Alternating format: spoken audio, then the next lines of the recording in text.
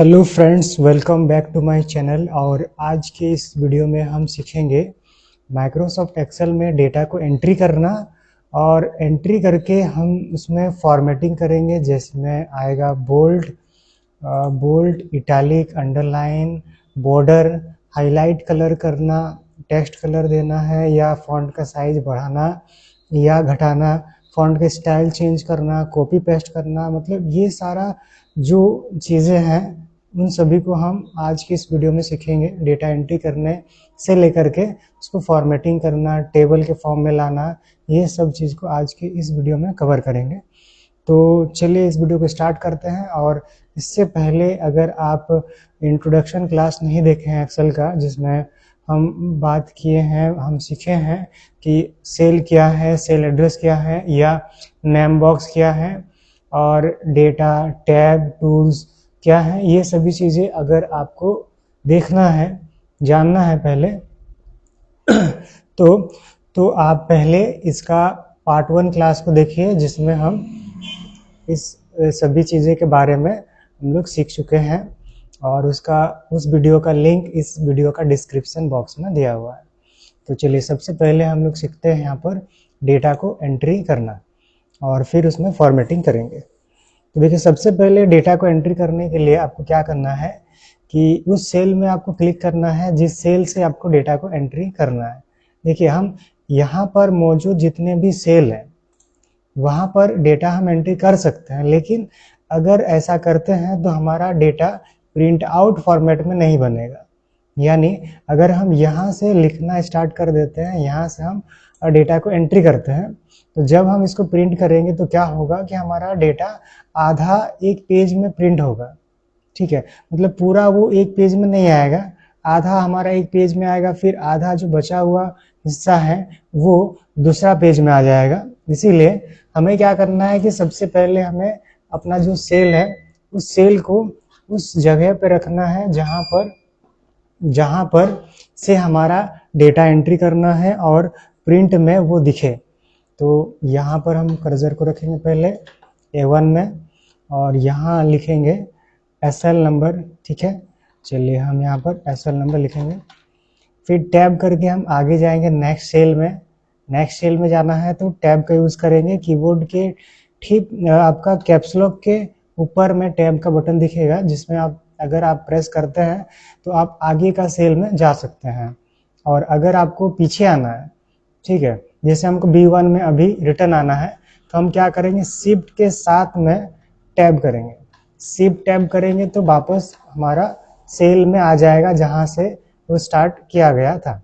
Shift tab से back करता है और टैब करेंगे तो आगे वाला यानी नेक्स्ट सेल में चल जाता है। यहाँ पर हमको लिखना है नेम ऑफ द स्टूडेंट। उसके बाद में अब देखिए क्या है, इस सेल का जो साइज है वो छोटा है, इस वजह से यहाँ पर जो भी हम टाइप किए हैं ये सभी डेटा हमारा नेक्स्ट सेल में दिख रहा है, जो कि इसमें हम टाइपिंग कुछ किए ही नहीं है। आप इसमें देख सकते हैं फॉर्मूला बार में, तो फॉर्मूला बार में यहाँ पर कुछ भी नहीं दिख रहा है जब यहाँ हम क्लिक कर रहे हैं। पर जब B1 में क्लिक कर रहे हैं तो यहाँ पर दिख रहा है कि नेम ऑफ द स्टूडेंट यहाँ टाइपिंग किया गया है, यानी इस सेल में हम टाइपिंग किए हैं, बाकी सभी सेल में नहीं है। तो इसका मतलब सेल का जो साइज है वो छोटा है और डेटा ज़्यादा है। तो हम क्या करेंगे, इस सेल का जो विड्थ है यानी चौड़ाई है उसको बढ़ाएंगे। कैसे, B और C। ठीक है, B और C जो दोनों कॉलम है, ये B कॉलम हो गया और ये C कॉलम है। B और C के बीच में यानी यहाँ पर जा करके डबल क्लिक करेंगे तो हमारा जो सेल है उसका विड्थ बढ़ जाएगा और उसके अकॉर्डिंग बन जाएगा जितना इसमें एंट्री किया गया है उसके हिसाब से हो जाएगा। फिर आगे वाला सेल में जाके लिखना है सब्जेक्ट। ठीक है, तो हम यहाँ चाहते हैं कि हमारा 5 सब्जेक्ट है और पांचों सब्जेक्ट को हम एक सेल में सब्जेक्ट लिखेंगे, उसके नीचे में जो भी सब्जेक्ट हमारा 5 वो अलग अलग हमको लिखना है। तो हम इस सेल से, ठीक है, C1 सेल एड्रेस से लेकर के एक ही बार में यहाँ तक यानी G कॉलम तक सेलेक्ट करेंगे, यहाँ से C से लेकर के G तक। फिर हम जाएंगे अलाइनमेंट ग्रुप में और यहाँ पर मिलेगा मर्ज and centre. Merge and centre tool का यूज कब करते हैं, जब एक से अधिक सेल को मर्ज करके एक करना है, कंबाइन करना है, तब हम मर्ज सेल का यूज करेंगे। जैसे अब यहाँ पर 5 सेल है, पांचों सेल को हमको एक करना है, ज्वाइंट करना है, तो हम क्या करेंगे, मर्ज सेल क्लिक करेंगे। देखिए अब क्या हुआ, ये सभी सेल को मर्ज कर दिया, एक बना दिया। इसके बाद हम यहाँ पर लिखेंगे सब्जेक्ट, सब्जेक्ट लिखेंगे। फिर इसके आगे यानी यहाँ अगला वाला सेल में हम जाके लिखेंगे टोटल। फिर आगे जाएंगे टैब करके, फिर लिखेंगे टोटल के बाद एवरेज, एवरेज।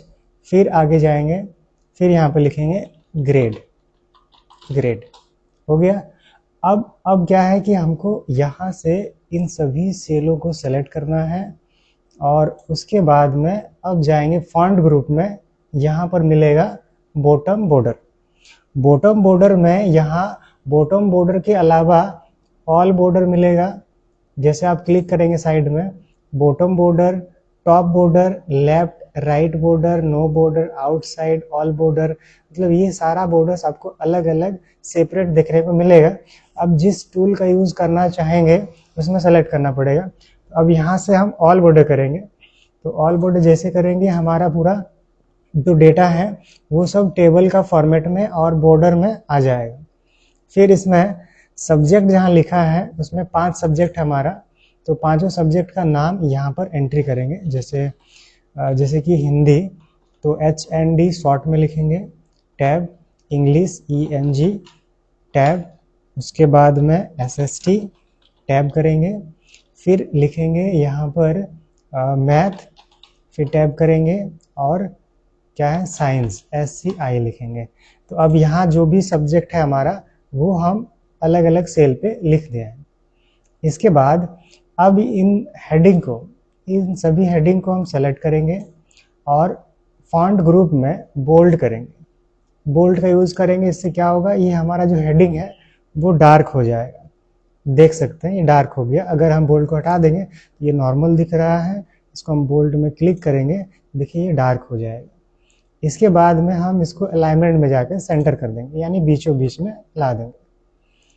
इसके बाद अब क्या करना है कि देखिए अब SL नंबर यहाँ तो हम लिखे, बट हम नंबर यहाँ से शुरू नहीं कर सकते।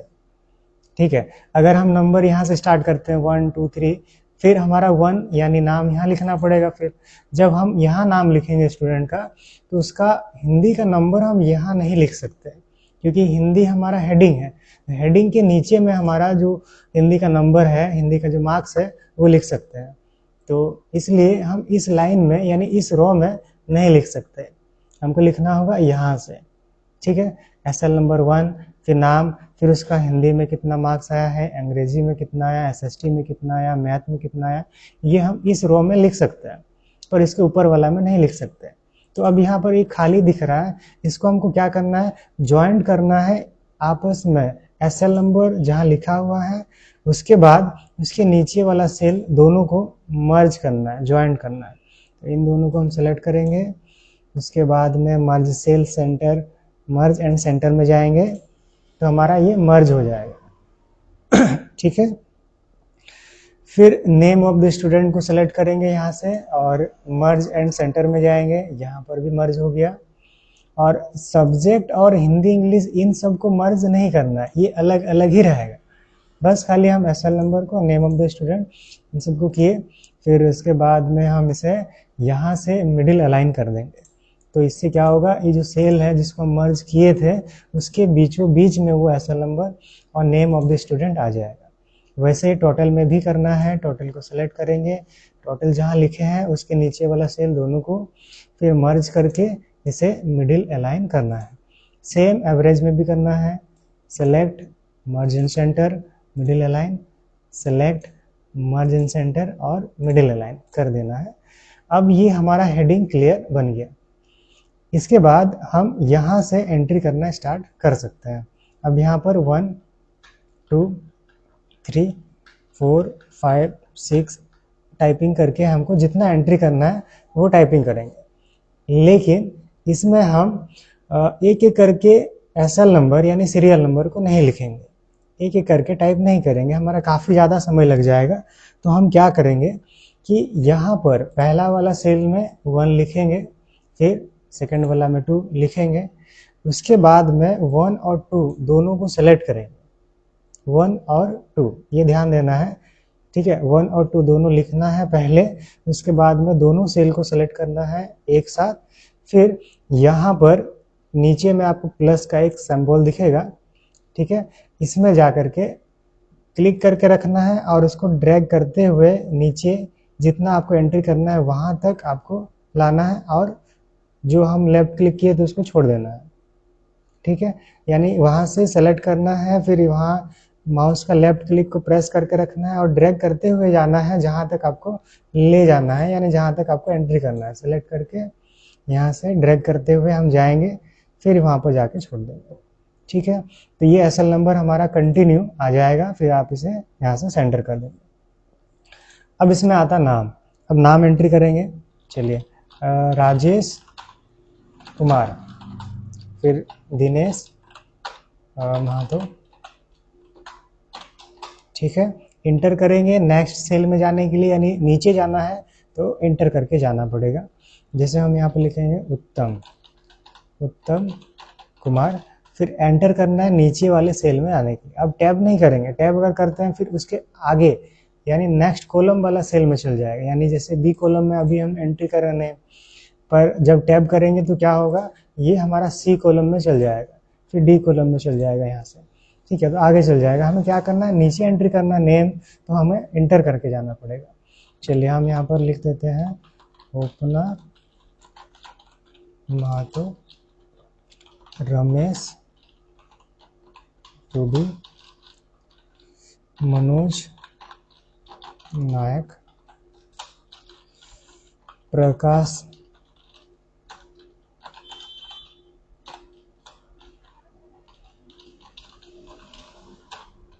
दिनेश कुमार, राम महातो। इस टाइप से आपको एंट्री करना है। तो चलिए हम पूरा नाम एंट्री कर लेते हैं, उसके बाद आगे नंबर्स को एंट्री करते हैं।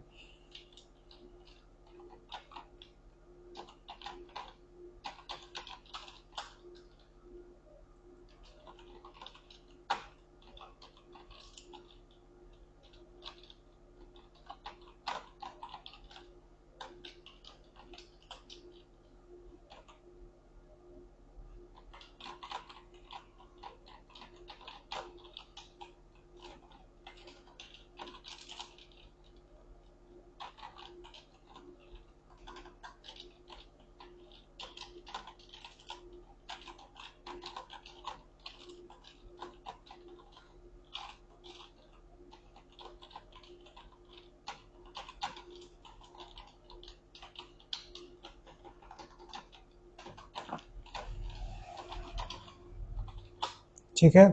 अब डेटा यहाँ पर एंट्री हम क्या किए, नेम को एंट्री कर दिए, ठीक है।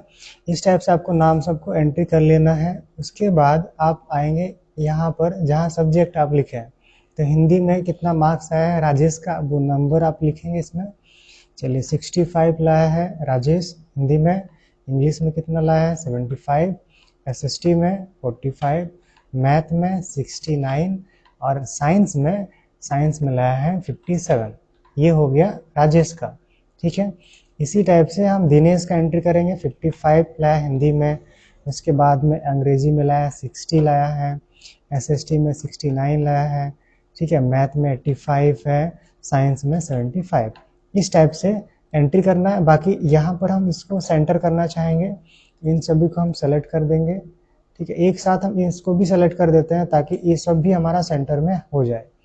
सेलेक्ट करके आप जाएंगे यहाँ पर, और याद रखना है कि इसमें कंट्रोल ई काम नहीं करेगा। आप जैसे वर्ड में काम कर रहे थे, कंट्रोल ई से आपका सेंटर हो रहा था, बीच में आ रहा था, पर यहाँ पर वो कंट्रोल ई यानी सेंटर काम नहीं करेगा। आपको अलग से यहाँ जाना पड़ेगा अलाइनमेंट ग्रुप में, और सेंटर में जाके क्लिक करना पड़ेगा एक बार। इससे आपका ये जो सेल है उसके बीचों बीच में वो आप नंबर लिखे हैं वो आपका बीच में आ जाएगा, ठीक है। बाकी सबका भी यहाँ पर हम जो सब्जेक्ट का मार्क्स है वो एंट्री कर लेते हैं।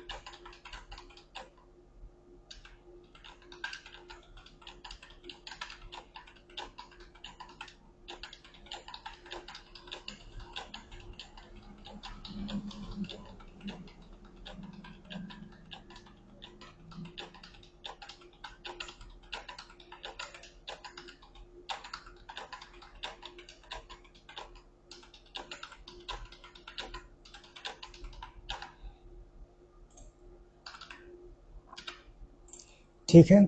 यहाँ पर जितना भी सब्जेक्ट था, 5 सब्जेक्ट था, पांचों सब्जेक्ट का जो भी जितना मार्क्स लाया हम वहाँ पर एंट्री कर लिए। अब आता है इसका टोटल। अब इसका टोटल निकालेंगे कैसे? देखिए, टोटल निकालने के लिए आपको यहाँ पर एक फॉर्मूला अप्लाई करना है। वैसे इसका 2 तरीका है, 2 तरीके से हम इसको फॉर्मूला से यानी निकाल सकते हैं। तो चलिए पहला वाला देख लेते हैं। पहले आपको क्या करना है, इज इक्वल टू सम लिखना है, सम टाइप करना है, SUM, फिर ब्रैकेट ओपन करेंगे। ब्रैकेट ओपन करने के बाद में आपको टोटल करना किसको है, आपको टोटल करना है हिंदी, इंग्लिश, SST, मैथ और साइंस को। तो आप इसका जो सेल एड्रेस है इसको आपको लेना है, यहाँ से इसमें क्लिक करेंगे, यहाँ से लेकर के आपको ड्रैग करते हुए साइंस तक लाना है।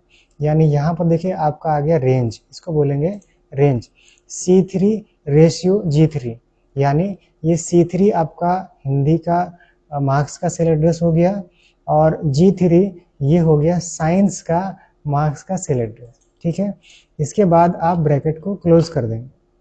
ठीक है, ब्रैकेट क्लोज कर देंगे और एंटर प्रेस करेंगे।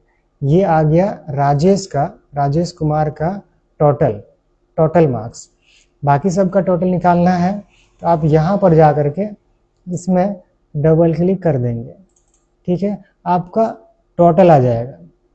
जितना भी स्टूडेंट था जिसका भी टोटल जो है सब्जेक्ट का नंबर दिया हुआ था वो सारा टोटल होके यहाँ पर आ जाएगा। फॉर्मूला वही फॉर्मूला आ जाएगा जो फॉर्मूला हम पहले लगाए थे। ठीक है, तो ये हो गया सम करके हम टोटल निकाल सकते हैं।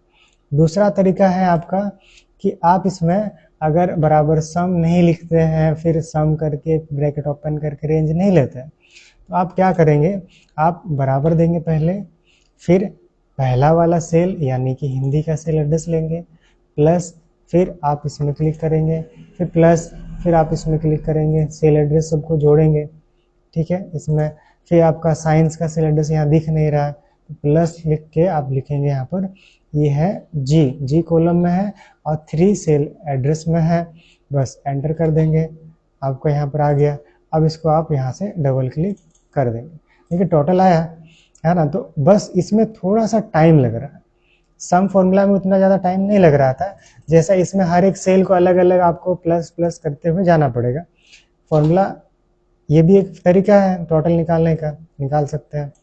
या फिर आप तीसरा तरीका यूज कर सकते हैं, वो है ऑटो सम का। उसके लिए आपको यहाँ पर क्लिक करना है, उसके बाद में आपको जाना है एडिटिंग ग्रुप में, यहाँ पर मिलेगा ऑटो सम। ठीक है, ऑटो सम आप इसमें आप एक बार क्लिक करेंगे और एंटर प्रेस कर देंगे। देखिए टोटल आ गया। उसके बाद आप इसको यहाँ से डबल क्लिक करेंगे, देखिए आपका सारा टोटल आ गया। तो ऐसे भी टोटल कर सकते हैं। या फिर और एक तरीका हम आपको बता देते हैं कि आप क्या करेंगे। इसके लिए सबसे पहले आपको पूरा डेटा यानी यहाँ से पूरा डेटा जहाँ पर टोटल निकालेंगे उसको भी आप सेलेक्ट करेंगे और उसके बाद में आप कीबोर्ड से अल्ट के साथ में इक्वल टू प्रेस करेंगे। अल्ट के साथ इक्वल टू, ये ऑटो सम का शॉर्टकट है। आप अल्ट इक्वल टू करेंगे तो आपका जो टोटल है वो सब आ जाएगा। ऐसे भी आप टोटल कर सकते हैं। अब देखना है आपको ये कि आप कौन सा फॉर्मूला का यूज़ करेंगे, क्या ऑटो सम करेंगे या फिर बराबर सम लिख करके टोटल करेंगे, या फिर आप इसमें सेल एड्रेस को जोड़ेंगे। आप कोई भी टूल यूज़ कर सकते हैं, इसमें कोई भी फॉर्मूला यूज़ कर सकते हैं। फिर आता है एवरेज, तो बराबर एवरेज लिखेंगे इसमें, VERAGE। आपको स्पेलिंग देखना है कि वो गलत नहीं होना चाहिए। ठीक है, ब्रैकेट ओपन, फिर आप यहाँ पर जितना भी सब्जेक्ट है, जैसे ये 5 सब्जेक्ट है हिंदी से लेकर साइंस तक, तो आपको इसका सेल एड्रेस को लेना है, फिर ब्रैकेट क्लोज करके एंटर प्रेस करना है, तो आपका एवरेज आ जाएगा। ये आ गया राजेश का। बाकी सबका निकालना है तो आप क्या करेंगे, यहाँ पर डबल क्लिक कर देंगे, बाकी सबका एवरेज भी आ जाएगा। ठीक है, तो इस टाइप से भी आप क्या कर सकते हैं, एवरेज को निकाल सकते हैं। इसका और एक तरीका है। ठीक है, ये तरीका आप लोग को नोट करते हुए जाना है ताकि आगे चल करके कभी भी अगर आपको टोटल निकालना है या एवरेज निकालना है तो वो आप फॉर्मूला याद रख पाएंगे या फिर उस टूल का रिवाइज कर सकते हैं, उस फॉर्मूला का यूज़ कर सकते हैं। तो इसीलिए इसको नोट करते हुए जाइए। तो अब दूसरा तरीका क्या है कि आपको बराबर लिखना है और जितना टोटल है, जैसे ये राजेश है, राजेश कुमार, इसका टोटल है 311। तो 311 का सेल एड्रेस लेंगे और इसको हम डिवाइड करेंगे 5 से, क्योंकि 5 सब्जेक्ट है, यानी एवरेज निकालना है तो हमको क्या करना पड़ेगा, जितना भी टोटल है उसको डिवाइड करना पड़ेगा जितना सब्जेक्ट है, जितना विषय है। तो हमारा विषय कितना है, 5 है, जैसे हिंदी 1, इंग्लिश 2 और एसएसटी 3 हो गया, मैथ 4 हो गया, साइंस 5 हो गया। तो 5 सब्जेक्ट है तो हम यहाँ पर 5 लिखेंगे। उसके बाद एंटर करेंगे, यहाँ पर इसका एवरेज आ गया, बाकी सब का निकालना है, आप वैसे ड्रैग कर देंगे यहाँ पर, बाकी सबका भी एवरेज आ जाएगा। ठीक है, यहाँ तक तो क्लियर हो गया। इसके बाद देखते हैं ग्रेड। अब देखिए ग्रेड में एक कंडीशन होता है कि यहाँ अगर 62 है तो 62 जो एवरेज लाया है उसका कौन सा ग्रेड में आएगा, जैसे ए ग्रेड आएगा या बी ग्रेड आएगा या सी में आएगा या पास है कि फेल है, ये आपका यहाँ ग्रेड में दिखना चाहिए। ठीक है, तो वो ग्रेड का हम कंडीशन यहाँ लिख देते हैं साइड में इस जगह पे, ताकि आप लोग को याद हो जाए, और किस टाइप से ये फॉर्मूला लगाएंगे वो भी हम इसमें आज अभी आपको बताएंगे। तो जैसे सबसे पहले आप देखिए 80 एवरेज जिसका भी है या फिर उससे अधिक यानी 100, 80 से लेकर के 100 तक जिसका भी एवरेज है उसे मिलेगा ए प्लस, यानी उसे हम ए प्लस ग्रेड देना चाहते हैं। फिर जो भी 70% एवरेज लाया है या फिर 79, 80 नहीं 79 अगर हुआ तो उसको हम ए ग्रेड देंगे, केवल ए ग्रेड हम उसको ग्रेड देंगे। ठीक है, फिर 60 से लेकर के 69 अगर होता है तो हम उसको बी प्लस ग्रेड देंगे। फिर 50 से लेकर के अगर 59 हुआ तो इसका मतलब है कि वो बी ग्रेड में आएगा। 40 से लेकर 49 अगर आता है तो सी ग्रेड में आ जाएगा। 33 से लेकर के 39 अगर आता है तो ये पास हो जाएगा। और अगर वो 0 से लेकर के 32 तक लाता है तो वो क्या हो जाएगा, फेल हो जाएगा। ये है इसका कंडीशन। और हाँ, ये कंडीशन में हम थोड़ा बहुत चेंजेस भी कर सकते हैं, जैसे 80 to 100 है, इसके जगह हम 75 to 100 कर सकते हैं, 65 to अबव कर सकते हैं या 55 से अबव कर सकते हैं। तो ये चीज़ चेंज हो सकता है, पर कंडीशन में जो चीज़ लिखा हुआ है वैसे जो फॉर्मूला हम अप्लाई करेंगे, वो फॉर्मूला अगर आप समझ गए तो आपका जितना भी कंडीशन आएगा, जितना भी ग्रेड का कंडीशन होगा, उन सब में वही फॉर्मूला अप्लाई होगा जो इसमें अप्लाई करेंगे अभी। तो जैसे सबसे पहले यहाँ पर इफ फॉर्मूला का यूज़ करेंगे। इफ फॉर्मूला के लिए is equal to if type करना है पहले और ब्रैकेट ओपन, एवरेज का सेल एड्रेस।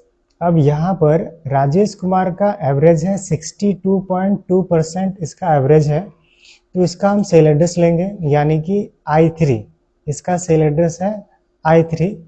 अगर राजेश कुमार का एवरेज 62.2 जो लिखा है I3 सेल एड्रेस में, ये ग्रेटर देन होता है या फिर equal to, greater than and equal to 80, यानी कि 80 के बराबर और 80 से ज़्यादा अगर राजेश कुमार का एवरेज आता है तो उस टाइम पे उस ग्रेड में उसका जो ग्रेड है वो वहाँ पर शो होना चाहिए ए प्लस।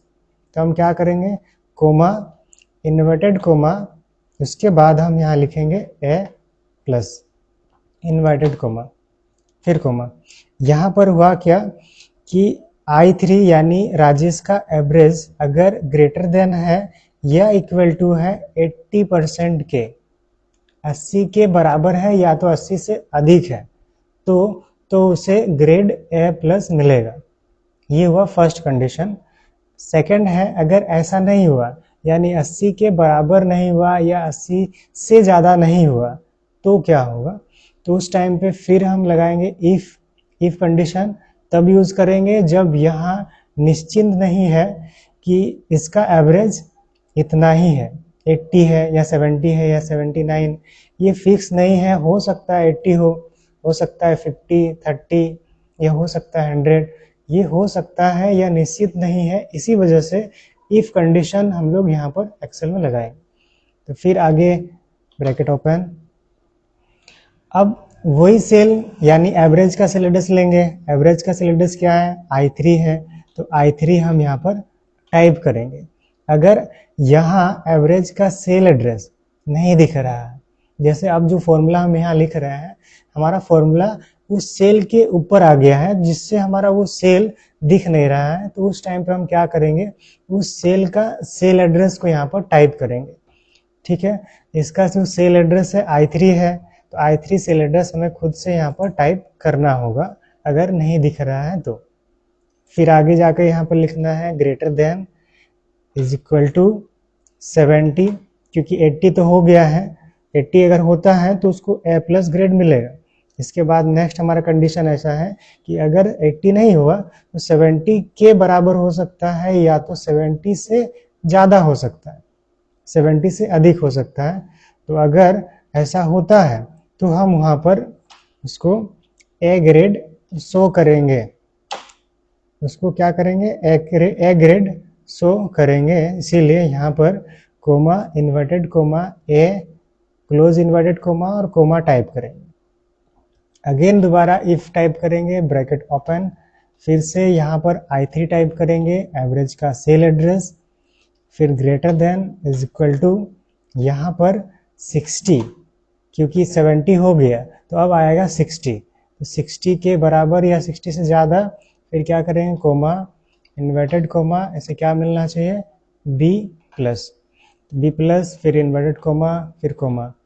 तो इस टाइप से आपको आगे बढ़ाते जाना है। जैसे यहाँ पर 80 हुआ पहले, उसके बाद 70, फिर 60, अब आएगा 50। तो अब क्या करेंगे, फिर से इफ लिखेंगे, ब्रैकेट ओपन, और यहाँ पर लिखेंगे I3 यानी एवरेज का सेल एड्रेस, फिर greater than is equal to type करेंगे 50, फिर कोमा, इन्वर्टेड कोमा, यहाँ पर लिखेंगे B, ओनली फॉर B, क्योंकि B+ हो गया था। जब 60 आएगा, उसका एवरेज 60 आएगा तब उसको B+ मिलेगा, पर अगर 50 आया या 59 आया तो उसको B ग्रेड मिलेगा। ठीक है, इसी टाइप से आगे बढ़ाते जाएंगे। फिर से IF, फिर इसमें लिखना है I3 greater than is equal to 40, comma, inverted comma, यहाँ लिखना है C ग्रेड,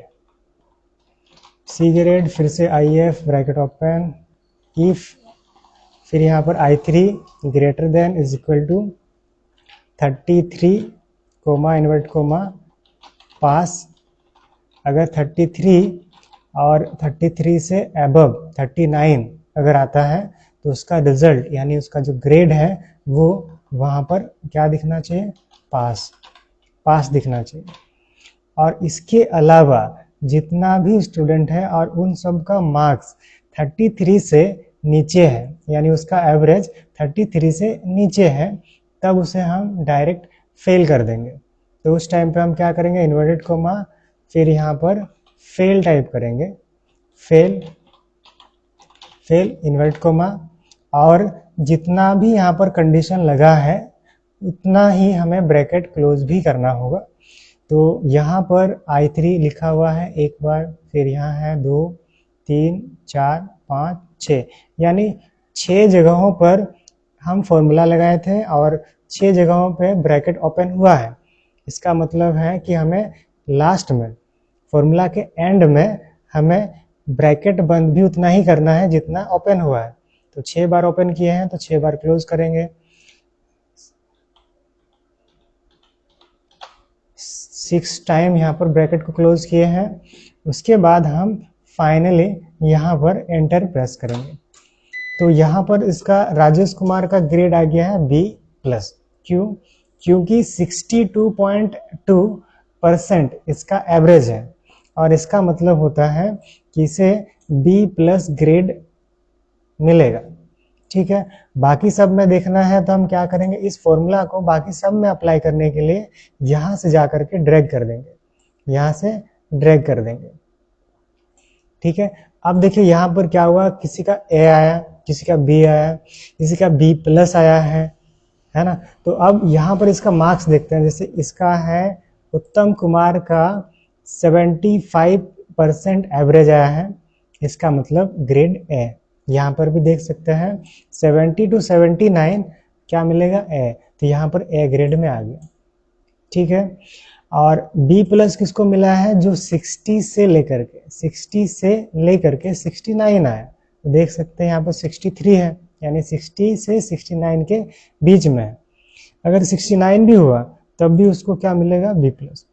तो ये इस टाइप से आपको ग्रेड का जो कंडीशन है आपको यहाँ पर एंट्री करना होगा, और उसके बाद में आप वहाँ पर ड्रैग कर देंगे तो बाकी सभी स्टूडेंट का भी रिजल्ट यहाँ पर शो हो जाएगा। अब आता है कि इसमें इस सभी सेलों का कलर अगर चेंज करना है तो कैसे करेंगे।